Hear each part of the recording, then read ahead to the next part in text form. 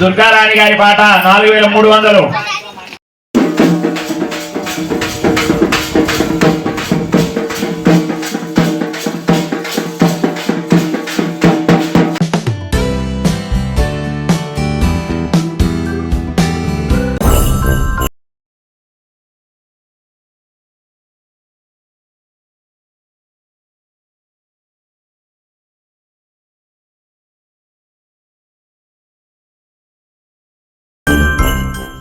Hi అండి, ఎలా ఉన్నారు? బాగున్నారా? దసరా నవరాత్రుల్లో 9వ అవతారం మహిషాసుర మర్దిని.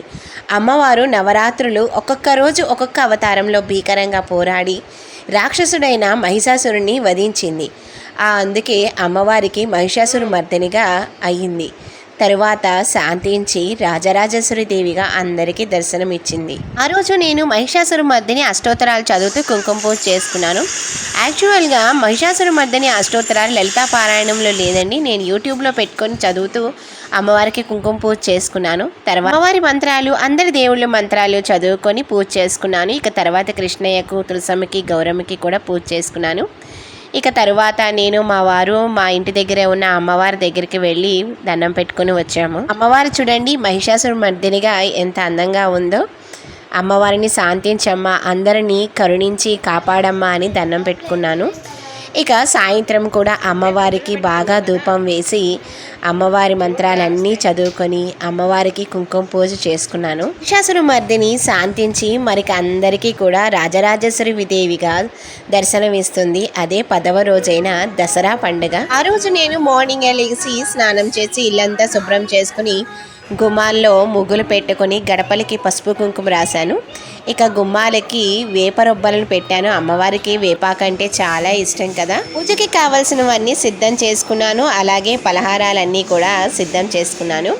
ఈలోగా గోవులు వచ్చాయి, వాటికి ఆహారం పెట్టాను. చూడండి ఎన్ని గోవులు వచ్చాయో. రోజు వస్తాయండి, చాలా గోవులు వస్తాయి మా ఇంటికి. వాటికి ఆహారం పెట్టి వాటికి దండం పెట్టుకొని ఇక నేనైతే పూజకు చేసుకోవడానికి పైకైతే వచ్చేసాను.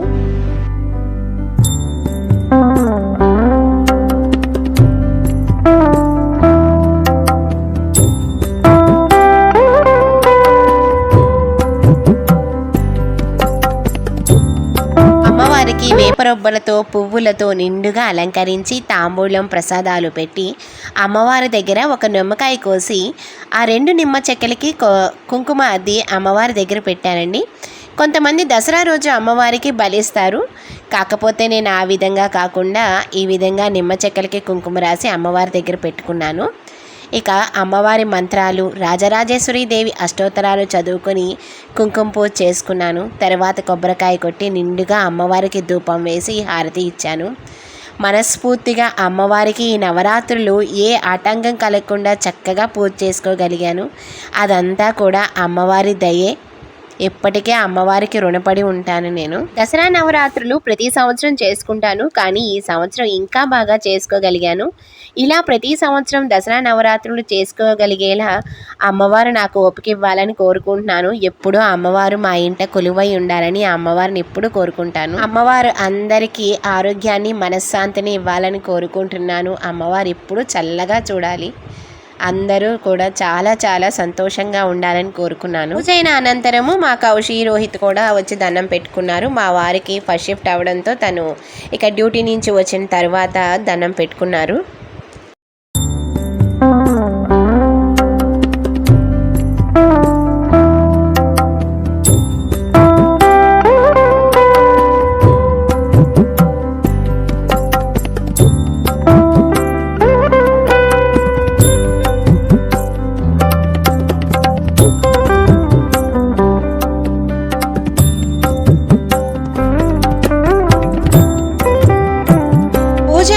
పూర్తయిన కాసేపటికి ఇలా చూడండి చాలా పెద్ద వర్షం వచ్చింది ఆ రోజు.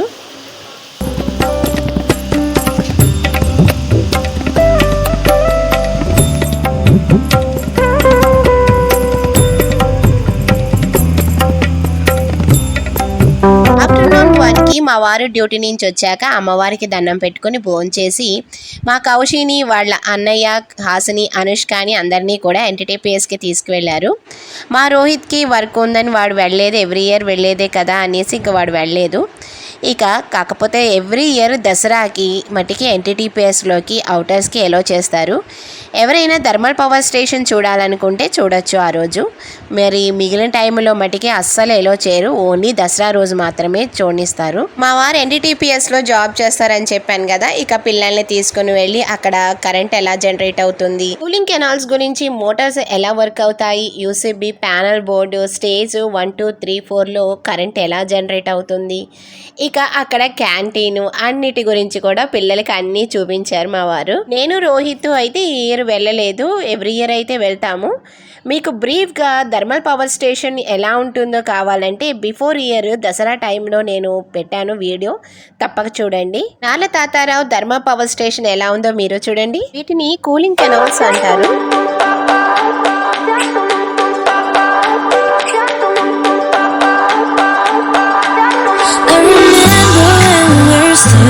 Photo. Don't forget the way you look me in the eyes, and I keep you in my heart is where you are. I still think of you, I want you coming back. I remember when we were staring photos. Stage 1, 2, 3, 4 అనేవి ఉంటాయి, ఇది stage 4 అటండి. ఇదైతే UCB room అంట.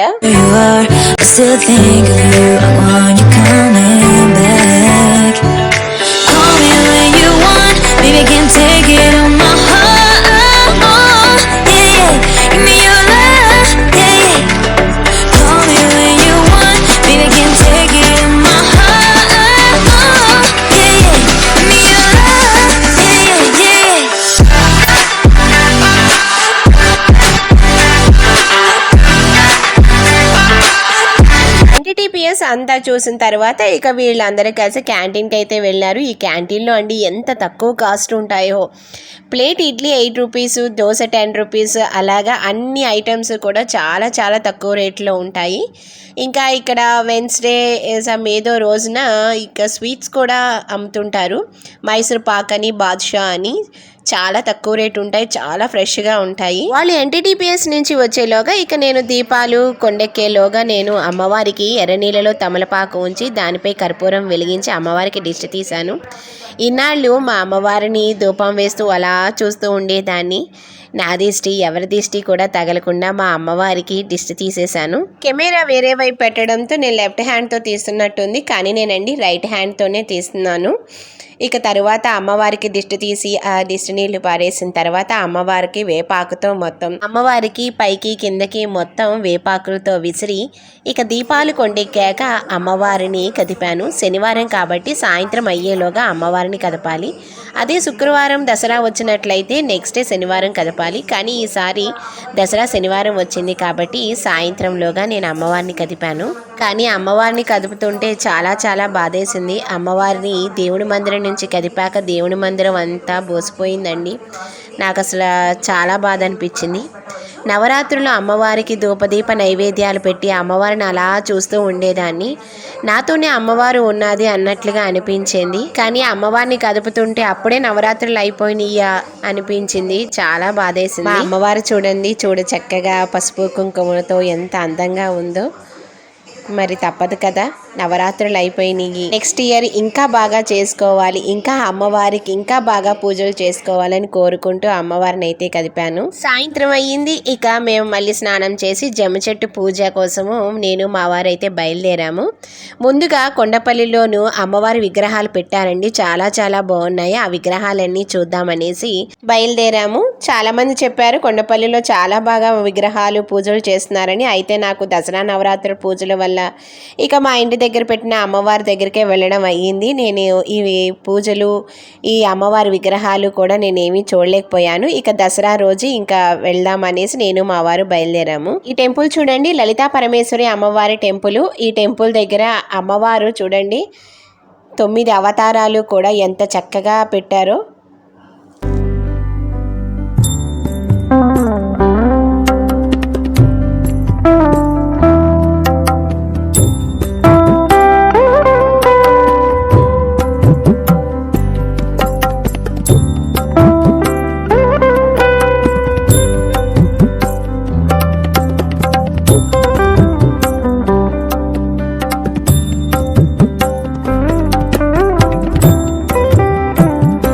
రోజు దసరా కదా, అమ్మవారిని ఈ విధంగా తీసుకొచ్చినట్లుగా చేశారు చూడండి మీరు కూడా.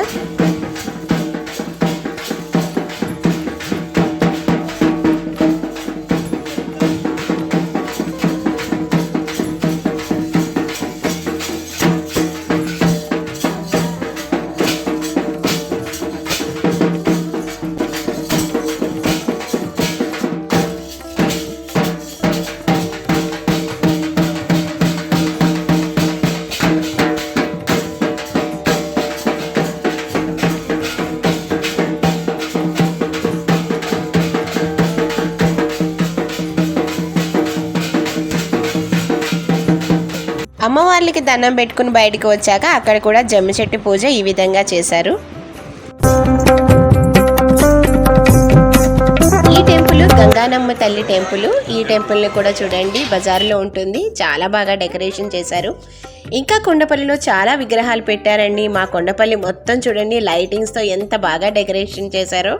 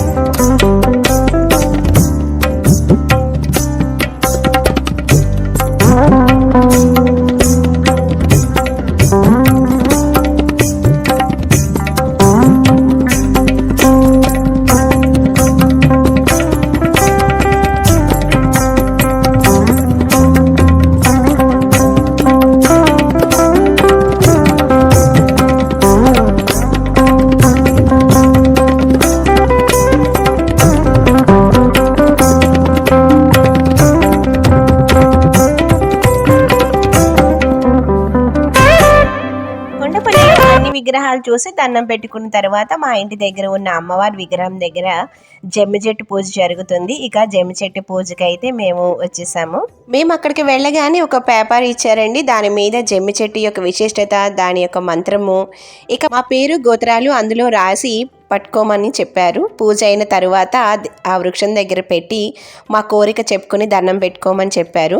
పూజారి గారండి జమ్మి చెట్టు యొక్క విశిష్టత గురించి చాలా చక్కగా వివరించారు. పాండవులు అరణ్యవాసం నుండి అజ్ఞాతవాసానికి వెళ్ళేటప్పుడు ఈ జమ్మి వృక్షం పైనే వాళ్ళ ఆయుధాలన్నీ పెట్టారని, రాముడు రావణుని తో యుద్ధము చేయడానికి వెళ్లే ముందు జమ్మి వృక్ష పూజ చేశారని, అందుకే జయం కలిగిందని, ఇక జమ్మి చెట్టు యొక్క విశేషత గురించి పూజారి గారు చాలా బాగా వివరించారు. ఈ దసరాని విజయదశమి అని కూడా అంటారు కదా, అదే విధంగా ఈ దసరా రోజు జమ్మి వృక్షం దగ్గర పూజ చేసుకొని మన కోరిన కోరికలను అమ్మవారికి చెప్పుకొని ఈ జమ్మి వృక్షం దగ్గర పెట్టి దండం పెట్టుకుంటే మన కోరికలు కూడా సిద్ధిస్తాయని, ఎటువంటి పనైనా విజయం మనకి చేకూరుతుందని పూజారి గారు చెప్పారు. ఇదిగోండి ఆ సమీ వృక్షం యొక్క మంత్రము. ఆ శ్లోకం మీకు వినిపిస్తాను, వినండి. సమీ సమీయతే పాపం సమీ శత్రు వినాశిని అర్జునస్య ధనుర్ధారి రామస్య ప్రియదర్శిని. ఈ శ్లోకం చదువుతూ సమీ వృక్షం చుట్టూ 3 సార్లు తిరిగి మన గోత్రం పేరు రాసిన పేపర్ని ఆ వృక్షంలో పెట్టి మన కోరిన కోరికను చెప్పుకుంటే తప్పక సిద్ధిస్తుందని అంటారు. మేము కూడా ఆ శ్లోకం మనసులో చదువుకొని 3 సార్లు తిరిగి ఆ వృక్షం దగ్గర పెట్టి మా కోరికను చెప్పుకున్నాము.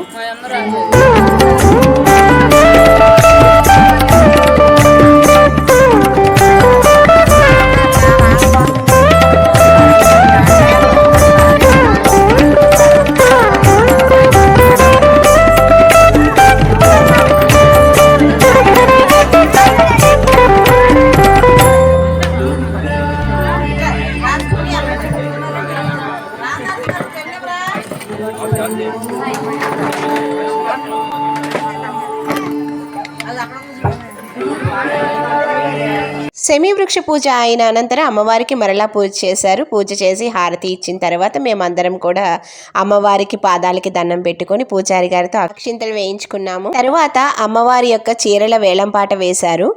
అమ్మవారికి కట్టిన చీరలు ఒక్కొక్క అవతారం రోజు కట్టిన ఒక్కొక్క చీర కూడా ఈ విధంగా వేలంపేట వేశారు. ఇదే ఫస్ట్ టైం అండి ఈ విధంగా చూడడము.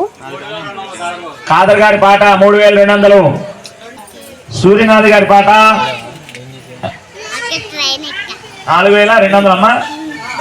సూర్యనాథ్ గారి పాట 4000. మహాచండీ అవతారం 5వ రోజు.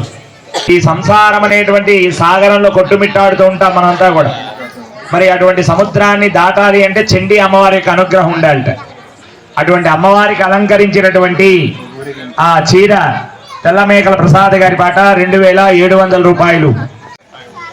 సరస్వతి అమ్మవారి యొక్క అలంకరించినటువంటి చీర దేవుడి పాట 1600. సూర్యనాథ్ గారి పాట 2700. మూడోసారి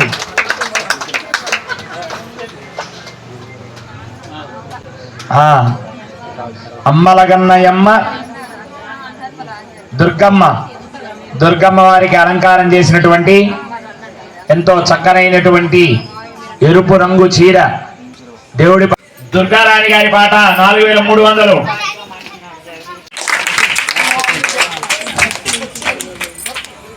అమ్మవారికి రాత్రిపూట కావలి ఉంటూ అమ్మవారికి సేవ చేసుకుంటున్నాడు ఈ 10 రోజుల పాటు. ఎవరు పేరు చెప్పాలమ్మా? అన్నాడు నిన్న అమ్మవారి. అమ్మవారి చీరలు వేలంపాట అయిన తరువాత అమ్మవారి దగ్గర పెట్టిన లడ్డూని కూడా వేలంపాట వేశారు.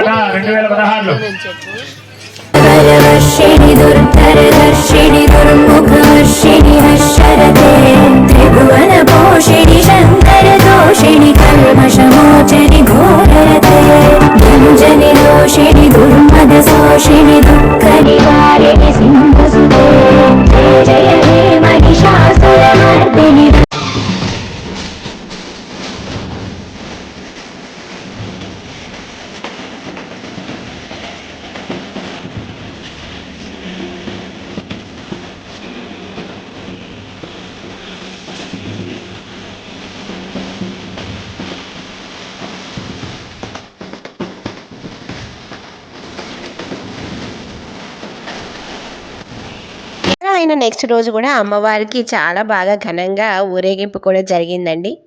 ఈ విధంగా దసరా నవరాత్రులు చాలా బాగా జరిగాయి. వీడియోస్ పెట్టడం కొంచెం లేట్ అయ్యింది, కానీ ఈ దసరా నవరాత్రులు వరుసగా మీకు ఈ నవరాత్రులు పూజలు చూపించాలని వరుసగా పెట్టాను.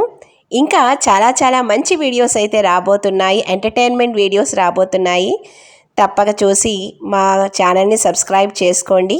Please like, share and subscribe to this channel Susinag Telugu vlogs. Bell icon ఉంటుంది, దాన్ని క్లిక్ చేసినట్టయితే మా నోటిఫికేషన్స్ అన్నీ వస్తాయి. Thank you for watching. ఆ అమ్మవారు అందరినీ చల్లగా చూడాలని కోరుకుంటున్నాను. శ్రీమాత్రే నమః.